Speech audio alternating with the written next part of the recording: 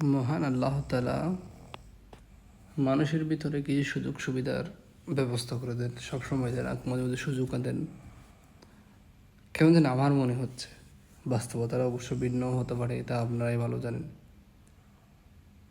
এই 12 তারিখে নির্বাচন, আর মাত্র 2 দিন পরে নির্বাচনটা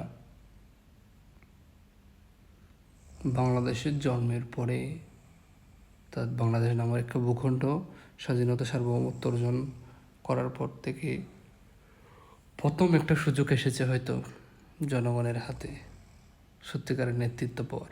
আমি চিন্তা করেন, গণভোটে হাঁ জিতলাম, চাইলেই কেউ আর নির্বাচন কমিশন, পিএসসি, দুর্নীতি দমন কমিশন এগুলোর উপর মানে খবরদারি করতে পারবে না। একজন মন্ত্রী বা এমপি, রানিং এমপি ক্ষমতায় আছে, হুট করে ওনার দুর্নীতির খবর বের হয়ে যাবে, যেটা 55 বছরে পসিবল হয়নি। সে টপ টু বটমের কথা বলতেছে, আমি বিশেষ কোনো নেতা নেত্রীর নাম ধরবো না, যারা আছেন এবং মরহুম টপ টু বটম ক্ষমতায় থাকাকালে প্রভাবশালী একটা প্রভাব খাটানোর অবস্থায় সামনে পিছিয়ে পুলিশের সিকিউরিটি বা রাষ্ট্রীয় সিকিউরিটি আছে, রাষ্ট্রীয় খরচে গাড়ি আছে, সুযোগ সুবিধা নিয়ে চলতেছে, এমন সময় কারো দুর্নীতি সহজে ফাঁস হয় না। 0.001% চান্সটাও। আর মনে করেন পিএসসিটা যদি স্বাধীন হয়, মনে করেন দুর্নীতি দমনটাও স্বাধীন হয়, হুট করে প্রধানমন্ত্রীর দোষও ধরে ফেলবে, আমার স্বাধীন একটা সাহিত্য প্রতিষ্ঠান থাকবে।